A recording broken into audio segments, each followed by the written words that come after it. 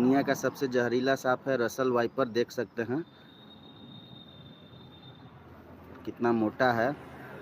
अगर ये काट दे तो पानी भी नहीं खोजेगा, तुरंत मृत्यु।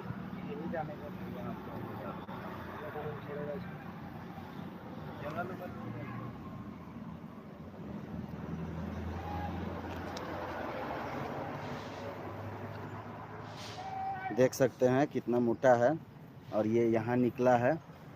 ये देखिए पान पैलेस दुकान का नाम है और इसी पान पैलेस में निकला है ये रसल वाइपर। और बहुत जहरीला सांप है। देखिए अब इसको हम लोग जा रहे हैं चिड़ियाघर में देने।